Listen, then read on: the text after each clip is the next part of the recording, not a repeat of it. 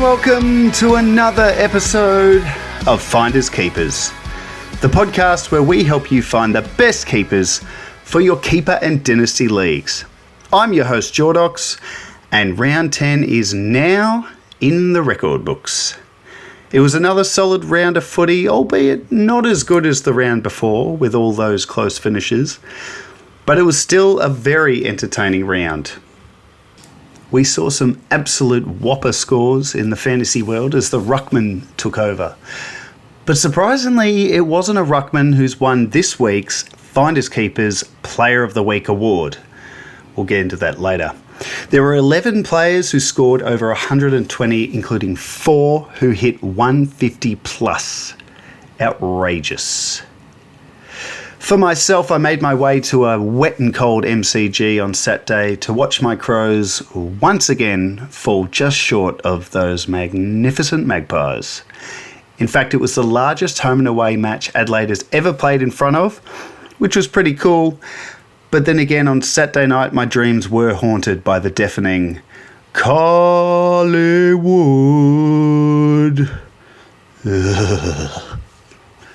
On to more of the actual footy. We saw the Bulldogs deliver an almighty bashing over the Bombers, and those Eagles from the West finally got on the board in 2025 at the expense of the ever-frustrating St Kilda. Today's episode starts with the things that caught my attention across the round, straight into my top waiver pickups, then finishing with questions sent in by you, the valued listener. So what did I notice across round 10? Well, I was very excited for Thursday night footy to see the Suns take on the Hawks in what was a very good game of footy, but I was particularly excited because I'm an owner of Ned Moyle. And I was very excited to hear that he was probably going to get a run in this game, especially when we heard that Hawthorn were going to rest Meek and give Reeves a go. It sounded very much like Gold Coast were going to do the same and give Witts a rest and just give Moyle the run. Moyle came in, but Witts didn't go out. And so I don't feel like we really got a good look at him. I didn't see much of him. He was you certainly noticed him. He's a big lad, but he was subbed off, and I didn't get much of a read on whether he's going to be the guy for me down the track, but I do feel like we'll see him given a chance to solo ruck at some point soon. Speaking of which, Ned Reeves came in for Lloyd Meek for Hawthorn, who was rested. And it was interesting because I think at the start of maybe the year before this one, maybe the start of last year, I think Meek and Reeves were pretty even in terms of the hierarchy of number one at Hawthorn, and then Meek went on to establish himself. But there was a period where you didn't know week to week who it was going to be. So I thought quite interesting if Reeves can give it a good show. Maybe Meek isn't guaranteed to be the guy, but I didn't think Reeves did anything to dethrone Meek at this point, and I think it'll be a pretty swift swap back this week. Josh Weddle and Blake Hardwick, this is more about Sam Mitchell. I love that he's not afraid to make moves straight away in games. So in the first quarter, Weddle was forward and Hardwick was back, and Weddle just looked lost, couldn't get near it. So at quarter time, not half time, not later in the game when it's already over, at quarter time, Mitchell shifted things around, swapped Weddle with Hardwick. Weddle went to the back line, looked much more comfortable. I think that's the role for him in the back line. And Hardwick went forward and ended up with 3 goals. I just thought that was really interesting that Mitchell doesn't wait. He's happy to just go. It's not working, move. And that's the benefit of having a lot of flexible players who can play lots of different roles. This time last week, I was very excited about Chenkuth Giath. He'd put together a couple of tons in a row, and it felt like maybe we could trust him. I hope anyone who grabbed him on my advice looped him on Thursday night. That's what I did, and he didn't get anywhere near my field. Look, the conditions weren't great, but 34 was his score is terrible. And I don't know. I think we'll give it another week. The role remained the same. It was just awful conditions for him. So we'll see if he can bounced back this week, but I don't like players that can score 30s without an injury. They just terrify me. Jack Ginnivan has looked pretty damn good since his demotion to the VFL about a month ago. He's got 390s in his last 4 games, 390 plus scores in his last 4 games. A couple of tons in there, I think. And I don't think he's doing anything particularly different. He's just very involved in the game. He's kicking about 2 goals a game, which is what you'd expect for a player in his role. But he's really growing as a player. And I remember a couple of years ago when he was at Collingwood, I remember thinking this guy's got keeper league potential all over him. So this could be the year that he goes from the sporadic scoring to a more consistent scoring, and maybe he can be like a Toby Green type for the Hawks. Last one from the game was Bodie Hewland, who is someone that I talked up a bit in pre-season. I really liked some of his intercept work last year, but the first 6, 7, 8 weeks of this year, he was just way too locked down, and his scores showed. The last few weeks, he's just looked a little bit more freer, and his scoring has improved. And I think he got himself an 85 on the weekend, which is pretty good. So keep an eye on him. On to Friday night, not as many players to discuss, but there's one player I would definitely like to discuss. Put a tweet out saying I was pretty excited on Friday night that maybe this guy, was going to get a full game, and he did. Angus Sheldrick had an excellent game. He had a huge score in the first half, but that slowed in the second, and he still hit 83 in just 60% time on ground. He was a big CBA contributor, and I actually think he was a big reason why Sydney won the game. He looks like a great player for him, and I just hope they give him a run now. The only concern, I guess, is that low time on ground. Perhaps he's been in the sub, not just to annoy keeper league coaches, but maybe he doesn't have the tank to play 4 quarters as a pure mid. Not sure, but I liked what I saw. The only issue, I guess, is Taylor Adams should come back in this week. He's had a couple of good weeks in the twos, and Callum Mills looked very good in the twos, and I would be very surprised if he didn't play this week in the midfield. For Carlton, Mark Pitternet came in to replace De Koning, who had injury to his larynx that they're hoping is just a 1-weeker. And I'll tell you what, Pitternet, he did his chances no harm with a good effort against Grundy, and I actually think he may keep his spot, and De Koning will come in and they'll share it. I've said a few times that I don't actually think that's going to be a huge issue for De Koning. It could actually help him. Certainly in the classic world, you've got to get rid of him, but as far as keeper league owners, don't freak out if they have a few games where they share. I think long-term, De Koning's still going to be the man, whether it's at Carlton or, if he takes the big money offer over to St Kilda.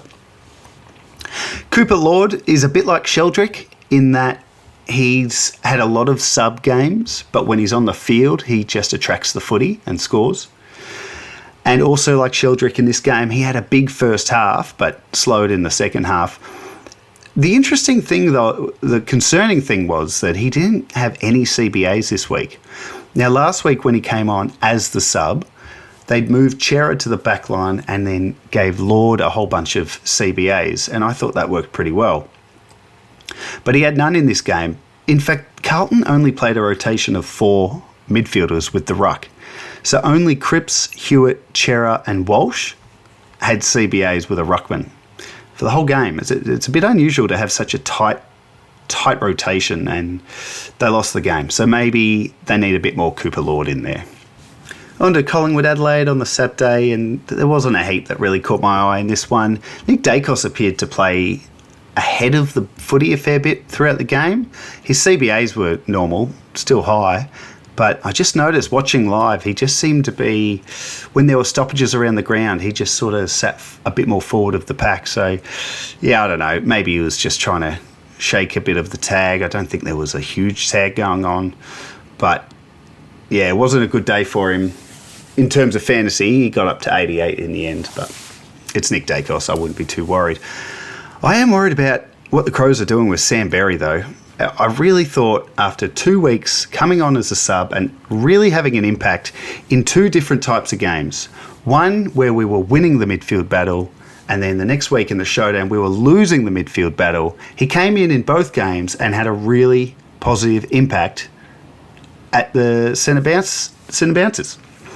So against Collingwood in the wet, I thought was the perfect opportunity to give him a full game, but once again, he started in the sub and he came on in the third quarter and offered a bit, made some mistakes. He had this one play where he had a shot at goal. He just took too long and got caught holding the ball.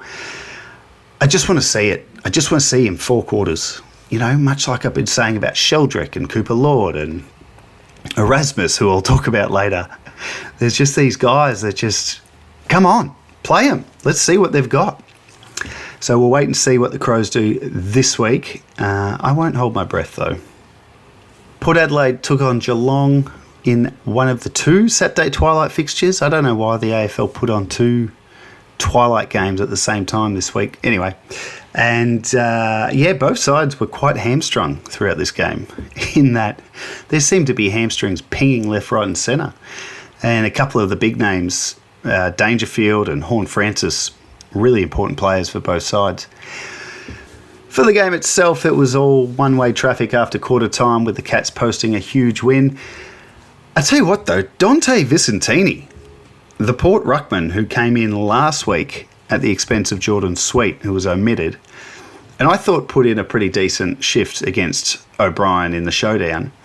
This week he scored a 91 against blitz halves, and the Geelong ruck line we know are generally good to score against. But this was pretty impressive from Vicentini, and I don't think there was a match in the SANFL this week for Sweet to prove himself. So I reckon Vicentini is going to be their ruck again this week. Miles Bergman continued his midfield role early that I was quite bullish on after watching him firsthand last week, tagging Jordan Dawson and doing a great job. So it continued this week and he looked hot early, tagging Bailey Smith. But then when Port had all those injuries in the back line, they moved him back and then he had no CBAs at all in the second half and his scoring just dried right up. But at halftime, I think he was on 50 and he was looking good again. So if Port Adelaide can bring in some defensive reinforcements, I'd really love to see them persevere with Bergman on the ball as a tagger who finds the pill as well. Works really well. Sam Powell-Pepper had a great bounce-back game. Last week was one of his very, very, very low, stinky games that has prevented us from trusting him in the drafting world. But he bounced back pretty strong this week. I reckon we can trust him again. Last week was a blip, but I certainly think he's more trustworthy these days. Ryan Burton had another solid score off half back. He took 7 kick-ins in Kane Farrell's absence. He's out for a month. And yeah, I thought he was pretty good last week, Burton. I think he got a shout out on my waiver wire pickups last week. But there is always that element of can we trust him just with his body But yeah, another impressive game from him, taking the bulk of the kick-ins. I think it's looking good for Burton at the minute. For the Cats, just a couple of mentions. Ocean Mullen has found himself as a tagger in recent weeks. And on the weekend, he kept Zach Butters to 6 kicks and no marks. So I think, I mentioned this the other week about Mullen. There's another tagger in town and he just keeps getting it done. So question is, the week coming up, Thursday night, does he go to Bont or Libba? He's going to go to someone. I don't know if he can stop at Bont, but geez, if he could keep Butters to almost no impact, he's obviously pretty good at it. And then Mark Blitzarves, another ton as the number 1 ruck, which is very exciting for anyone who jumped on, but I just feel like Reece Stanley's going to be back, maybe even this week. The other Saturday twilight game saw the Dockers pull off a bit of an upset over the Giants in Sydney, and Neil Erasmus, another sub guy, got 4 quarters. It did pretty well, especially in the second half. And 56% of CBAs was a pleasant surprise. Only Brayshaw and Sarong had more for Freo. It's very interesting. Well, I thought Wagner was going to get a bit of a role in there, but he was straight out of the CBAs this week, and Erasmus got a bit of a taste. I think he did well enough. He got a vote in the coaches' votes, which is always something to hang your hat on. I reckon he gets another game, so let's see if he can get a bigger score and maintain that role, because I think if he can, and he keeps some continuity in that side, I've been saying it for years, but Erasmus can be a fantasy jet. Cooper Simpson had another strong showing. A little bit of a different role this week, a bit more forward of the ball. He was a bit off half back last week, but a bit more up the ground this week, and just another great game from him, showing that he's, adapted to the AFL level, and I think his job security is pretty good for a little bit. Now, Jeremy Sharp did that weird thing again where he just doesn't touch the ball. He had a game last year where he did this, where he was scoring pretty well, accumulating pretty well off the wing, and then there was just one game where he was on the cold wing, they call it, when it just never gets on the other side. I have no idea how in 80% time on ground, playing on a wing, in a win, he only had 3 possessions. It's mind-boggling. I don't understand it. And I can only imagine the frustration if you own him and you're fielding him, because that was shocking. Now, Shy Bolton owners, I reckon, would have been a little bit nervy the last few weeks. Just there was a lot of excitement of him going to a new club and potentially being a big scorer, but he had a very slow start to his Freo career. He's had a very big fortnight though, and he was big on the weekend. Splitting between forward and midfield, kicked 3 goals, 3 for the game, and was just at his electric dynamic best.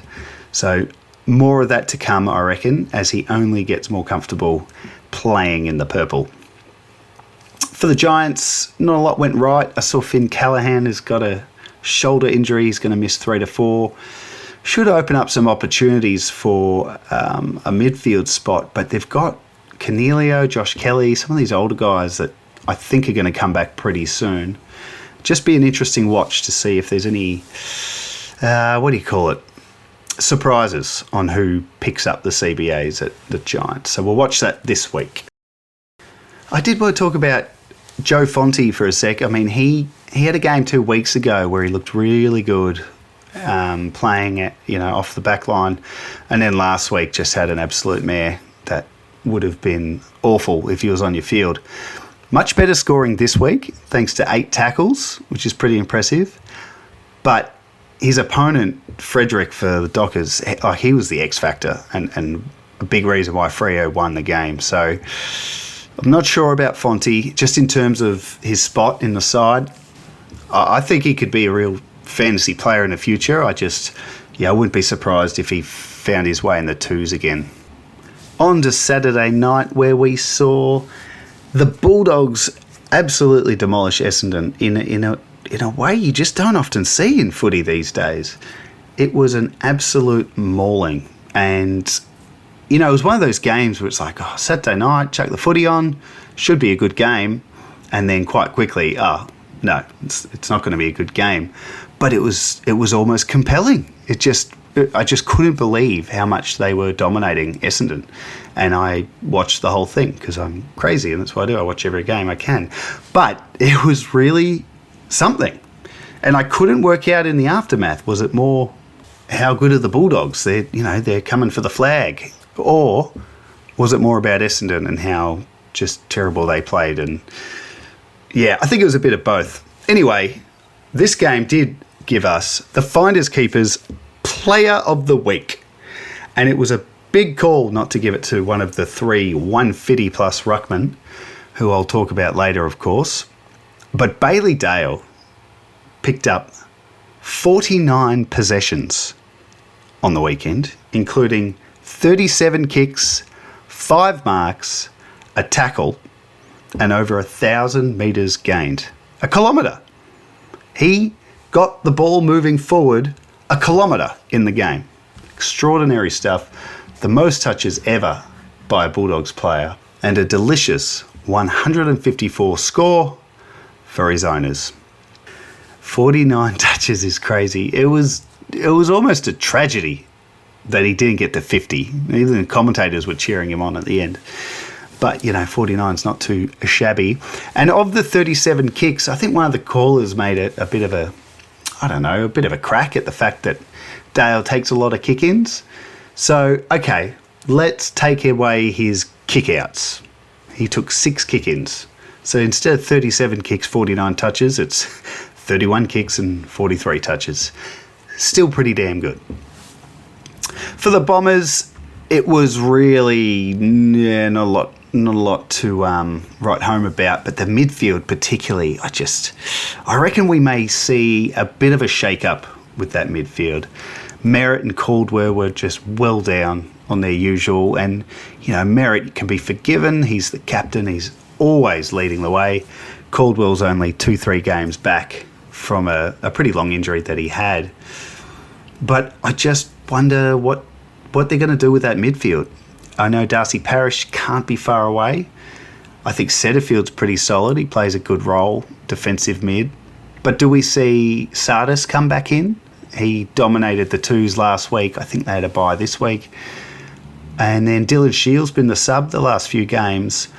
And then came on at half time but didn't go into the midfield. So he didn't have any CBAs. So weird. I'm very interested to see what they do. And yeah, particularly if Sardis can get back in there, I still have hope he can have a meaningful impact in the fantasy world this season. Now, one of the more frustrating things about this game, and maybe because I had this guy on field in my classic side, but Saad El Hawley was subbed off at halftime by Brad Scott.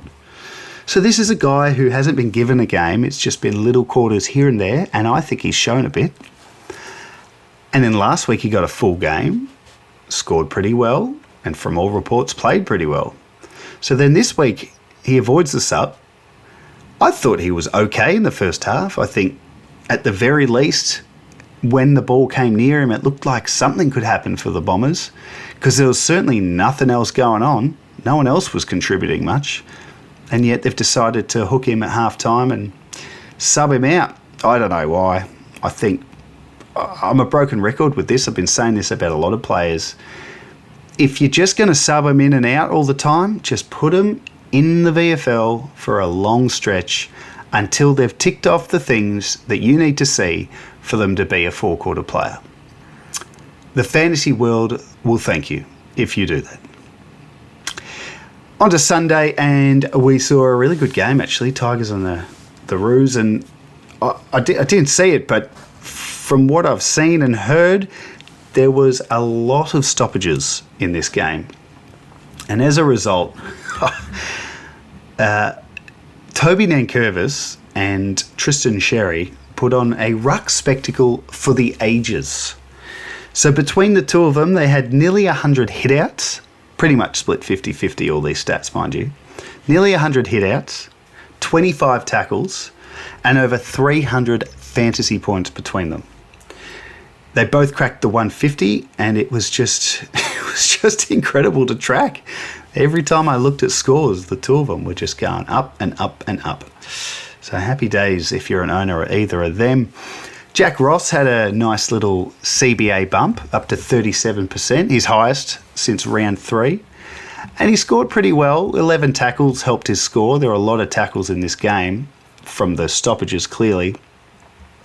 And I think it was just a good sign from Ross because he started this season absolutely on a high and is slowly just dwindled away in terms of his scoring and impact. And I just don't think it's good enough from him. He's 24. He's leading a team of babies pretty much. And yeah, he needs to be more consistent. So I like that they threw him into the midfield. He's been more wing, half forward prior to that. I think that's a good idea for him to just get involved in the game and then do what he does well around the ground. Tim Taranto had another big first half with 61, only to miss the ton again. He did it last week as well. 70 at half-time and just managed a 90-something.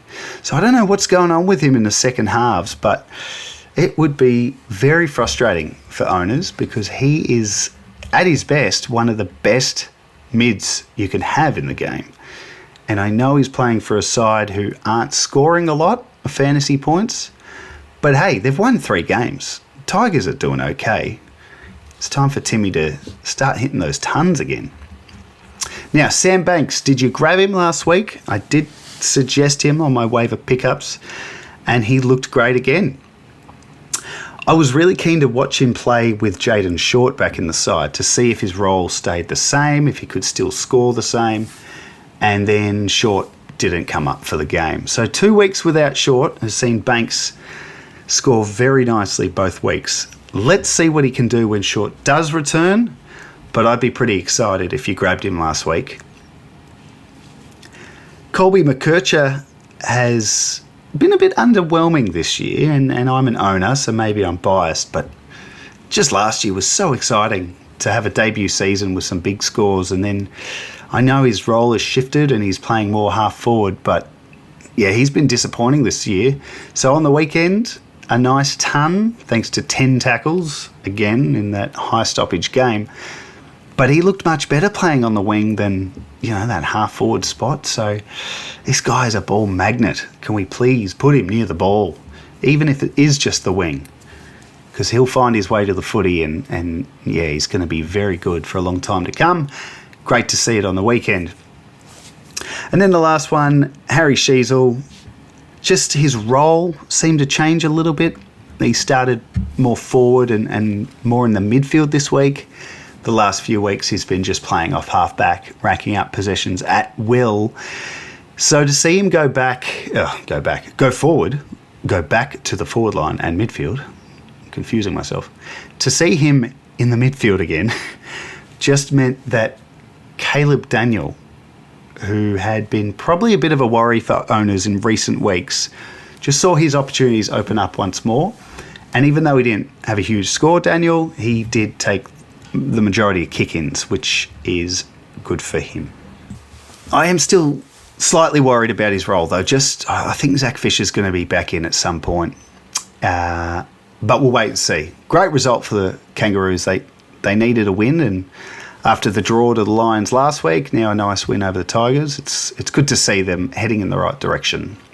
Now, the other game on Sunday, Arvo brought another big upset for the round, with Melbourne coming back in the last quarter to beat Brisbane in Brisbane, which surprised me, but I guess we shouldn't be too surprised. The warning signs were there for the Lions last week, only managing a draw against North, and now they've gone down at home to the Demons. So interesting to see how they bounce back this week. But from a fantasy point of view, it was really great signs to see Kadeem Coleman come back in. Haven't seen him since opening round 2024. That's a long time ago now. And of course, the game before that was that famous grand final that they didn't win. But Coleman was on 100 at halftime in that game, and the fantasy world has been thinking about him ever since. So good to see him back out there. He started pretty well, was scoring pretty well, but then faded as the game went on. But I think if you're an owner and you've been sitting on him all this time, I think you'd be wrapped. The role was good. He was at halfback where he belongs, and hopefully he recovers well and we see him again next week, because I just think he'll go from strength to strength. Possibly not great news, though, for Jasper Fletcher owners, just because he found himself on the wing again. And I really liked the role he'd sort of etched out for himself at halfback, Fletcher. And I wondered if maybe Zorko would be moved to another part of the field. But as it stands, it was Coleman, it was Zorko, it was Wilmot, and Fletcher went up a bit. For the D's, Trent Rivers continues his good form in the midfield, and the last couple of weeks we've seen him get a lot more midfield time, which has coincided with Jack Viney being out. I don't know how far off Viney is, but I do hope they persevere with Rivers in the middle. He can score as a defender or as a midfielder. I just think they've got plenty of those guys at half-back, especially with Jake Bowie and even Judd McVie has come in the last few weeks and looked pretty good. I think they're covered back there. I think what he offers in the midfield is of more importance, but we'll see what they do. Clayton Oliver showed some good signs again. I was surprised. I really thought after he did the tag job on Newcomb last week, I thought he would tag Neil. And I think he played on Neil, but it doesn't appear to have been, a tag of any sorts. But yeah, he had a good game. His scoring slowed a little bit, but good signs for Oliver just to see, slowly but surely, we hope to see him get back to his best. And then finally, the last game of the round where West Coast finally broke their duck and got the win over St Kilda, which was great to see. You never want to see teams down the bottom winless at this point of the year. Plus, there was a fair bit of emotion over the club and the whole league across the weekend, of course. So it was good to see the Eagles get up, and it was great to see Brady Hough. Yes, the Hough have a career game and just completely validated the Eagles' idea to put him in the midfield a few weeks ago. And a great hold for anyone who jumped on him a few weeks ago in keeper leagues and then held him through some average scores, knowing that the role looked good because of games like this. And it was great to see. He kicked his first goal too. Didn't they get around him? It was awesome to see. And the commentator nailed the call when he kicked the goal. I don't know. I think it might have been Matt Hill on KO, and it was something like, "No hassle for the Hoff," or no hassle for. I don't know. I love calls like that. The key to it is to not make it sound contrived, to sound like he just thought of it on the spot, when clearly he's probably been commentating Hoff for a long time, thinking, the one time this guy kicks a goal, I'm using this line. Anyway, Liam Ryan he's had CBAs 3 games in a row now, and I think the first couple of weeks I saw it and thought, I don't know what this is, but did again on the weekend. And look, he scored 82, but half of that was in the last quarter. I think he kicked a couple of goals. It's hard to know what to make of the role change and if it's going to stay, but geez, there was one centre clearance that really stood out that made me think, yeah, maybe he can be a guy that plays forward as a floating, tallish forward, but also helps out at CBAs to just try and get a few clearances. I think it's interesting. I don't know what it's going to mean for his scoring, but keep an eye on it. On the flip of that, Tim Kelly has basically just been a half forward the last 2 weeks with little to no CBAs, and his scoring's been pretty poor. I guess there's a good chance of forward status to come his way. Trying to think of a positive there for owners, but I think it's good that West Coast are doing this. It's time to hand the keys over to these kids and see what they're made of. Rowan Marshall for the Saints, he clearly sat back Sunday Arvo and saw what Cherry and Nank did in the earlier game and just said, watch this, and put out a 62-point first quarter. 62 points at quarter time. So he was well on track for 200. And, as so often happens, he slowed down and only scored 158. But my goodness, what a way to finish the round if you're a Marshall owner. In my home league, the reigning premier was playing the bottom side. The bottom side has Marshall and Sinclair. And I think we all thought it was all over, and then Captain Marshall and Sinclair brought it home with a 158 and 139, but he just fell short, unfortunately. Mitch Owens continues his role as a chop-out ruck, and as a result has been getting good smack of CBAs, and his scoring is just starting to go up. And just about St Kilda's midfield, kind of similar to Essendon in that I reckon we're going to see a bit of a shake-up. Not just because they lost the game, but, the news today that Jackson McRae has a punctured lung and, he's clearly going to miss some games. So what does that mean for that midfield? I mean, they might need to do something a little bit different. Windhager hasn't had any CBAs in 3 weeks, and I think he's a pretty good player in there, so he might go back in. Garcia might get some more. Are we going to see Boxall recalled from the twos? I thought he was a little bit stiff to be dropped. So I think the Saints and the Essendon midfields are going to be interesting watches this week. And Mateus Filippo, I think we're all hoping would be a big part of that St Kilda midfield. It probably wasn't the game owners were hoping for, albeit it is just his second week back from a long-term injury. He got a look at the CBA action in the first half, but then just went forward in the second and had a pretty quiet game. But I know he's still going to come good. It's just, if you're hoping for some good scores early, it might just be a bit of a wait until he gets full fitness and we see him playing predominantly midfield again. On to my top waiver picks for this week, and I want to start doing something different with this segment. I want to just, before I say the ones for this week, just do a quick look back at who I nominated last week. And I wanted to do this for a couple of reasons. One, if a player goes really well, it's pretty good to say, hey, I told you about him last week. But also, when a player stinks, I'd like to just come back to him and just sort of, either say, I got it wrong, get rid of him, get out of it, drop him, or no, it was a poor score, but hang in there. He's actually going to be okay. So I think it's a good idea to do that. So last week's 5 were Zach Reid, who didn't dominate the way he did the week before, but to put up an 82 in a game that they got smacked, I think this guy's just a ripper. And I think you'd be pretty happy. It's a tick for him. Sam Banks was another one who, again, it's hard to know if it was because Short didn't come in, but another 90, I think, for him is a tick. Chankuth Giath, you'd have to say, was a pretty disappointing outcome with a 30 on Thursday night. But as I said earlier, the role was still there. It was a very, not a great night for his type of player. Certainly worth another look this week. Ryan Burton was the other one, and I think you'd be pretty happy if you made that jump. He'd be another guy to look at this week if he's still available. And the last one I mentioned last week was Saad El Hawley. And let's say half of that's my fault and half of that's Brad Scott's fault. And we'll leave it at that. So who have I got this week for my top waiver wire pickups? Number 1, if he's available, make him a priority. That's Angus Sheldrick.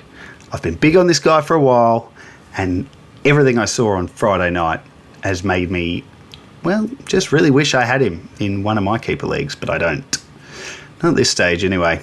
Brady Hoff is another one who there's a chance that coaches dumped him after his poor score the other week. So definitely grab him if he's available and, get him in and just leave him there. Because, there may be another poor score around the corner, but I've really got faith that this kid is going to be something. The next one is Cooper Lord, who is, a guy I've talked about for a few weeks, and I just think he'd be worth the investment for your side. I just hope Carlton feel the same and they continue to give him full games and give him some more of the midfield time that we saw the week before last, and he looked pretty good in that spot. He's got forward status too if you play with the industry standard DPPs, which is pretty handy. Another guy with forward status is Taylor Adams. Now, whether or not you use a waiver on this guy, I'm not sure, but there's just a good chance he returns after a pretty big VFL game, and the Swans have got some forced outs. Now, I wouldn't put him straight on your field. A good chance he'd be a sub-candidate in his return game, and with the Swans playing on Sunday, it makes it pretty hard to loop. But he's a pretty handy guy that could help you. If you're in contention this year, he could be someone that helps on the run home. And then the last guy is Neil Erasmus, another one of these guys that I feel like I talk about a lot. But, for him to get 4 quarters is pretty big, and for him to get a decent amount of CBAs is really what's turned my head there. If he just kind of played off half forward, I wouldn't be as excited. But I think this guy in the midfield can do great things. Onto the listener questions, and there's actually only one this week, so I'll go through that one and then wrap up the pod. Question comes on X from @Ireno Nick, so that's Nick Ireno, and he's put through a draft question, but a single season draft question. So it's not about a keeper league, which is obviously what this podcast is all about, but you know what, there's so many similarities between the two, and I think a lot of the stuff I talk about on this podcast can be used to help you in your single season draft comps. So I welcome any questions about draft, keeper, whatever it may be. Probably not classic. Let's keep it to draft and keeper questions. But this is a good one from Nick. So it says, "Hey mate, I'm loving the content. Keep it coming. Currently in a predicament with Flanders. I don't want to trade him for cheap because if he does have a role change, he could average high again. I've offered him around, but I'm only getting pennies for him. I've got a very good team at the moment, and I am challenging." So that's part one. Part two of the question. I've recently had the thought of trading for Stewart, who can be a premium player if his body is right, and I have a decent chance of getting him, as I think it's a fair trade based on the face value. What's your thoughts? My concern is his body and fielding him and getting injured with a low score on ground. But I do believe this may be one of the last weeks to propose this trade if Stewart is named this week. All right, two questions there. The one is the Flanders predicament. And unfortunately, I think you just have to sit on him now because, as you said, no one's going to offer you anywhere near his value. You are much better off just holding on to him and hoping something changes. I mean, some of his scoring lately has just been so bad. It's really been quite a surprise. So not much you can do there. I think you just have to hold and hope. And I think Flanders is much better than what he's showing. And I don't think we're going to see him get to the lofty heights of last year, but he will improve on what he's doing, and you may as well hold him for that. For the Stewart question, I mean, I think targeting a guy like Tom Stewart is very clever in a single season comp because there's no long-term concerns about him. It's just, can you get him in for that inevitable 6-week period where he's a gun? And, everyone in the classic world trades him in because he's cheap before he ends up getting injured and screwing us all. So there's always a period in the year where Tom Stewart is awesome. If you can nail the timing and get him in a trade for, very little, I think you absolutely go for it. He didn't get up last week. I think he plays this week though. So you're going to want to get that trade happening this week before we see him play again. And just on the topic of, targeting underperforming defenders who could get going in the second half of the year, there's a few others that spring to mind. Liam Duggan he hasn't shown much this year, but we know what he can do, and he looked much better on the weekend. I reckon you'd be able to get him in a trade for not a lot. Even Dan Houston might be a bit more tough just with the name, but he's put up some shockers this year, and his average is very low. So if you could target him, he looked better on the weekend as well. And then the last one, if you could get this guy, Dylan Shield, he's been the sub the last couple of weeks, but pretty much any time he's taken the field this year, he's scored, whether it's actually early on, he was at half-back and wasn't getting a lot of it, but he's been in the midfield since, and he's been pretty good for a 90 most weeks that he plays. The fact that he's been the sub obviously skews his average and also makes him look pretty untrustworthy. So I wouldn't be surprised if you found a coach in your league that's keen to move him on, and maybe you can grab him, get some luck, he loses the sub vest, and he goes on to average 90 for the rest of the year. Thanks for the question. Good thoughts there, Nick. Let me know how you go if you end up pulling in Tom Stewart in a trade. Love to know who you give up for him. And that's a wrap for this week's episode of Finders Keepers. I hope you've enjoyed it. I hope you're enjoying the podcast in general this year. It's in its first year, Finders Keepers, and slowly finding its place. And I hope it's found a place on your playlist every Tuesday, Wednesday, whenever you are listening. If you are enjoying it, please like and subscribe wherever you are getting this feed, and do me a favour, go over to X. If you're on X, find the page at FindKeepAFL, give it a like, and stay informed on the latest around the podcast. So that's it. I'll be back next week to review round 11. Round 11. Can you believe how quick this season is flying past? We're going to have the bye rounds before we know it. And there's a lot of strategy that goes into that part of the game, and we'll start to talk about that next week. good luck for the week. I hope you get the players you desire. I hope you have a cracking weekend and get victories in all the leagues you play in. I'll be back next week. In the meantime, I'm Jordox. This has been Finders Keepers. And until next time, keep on keeping on.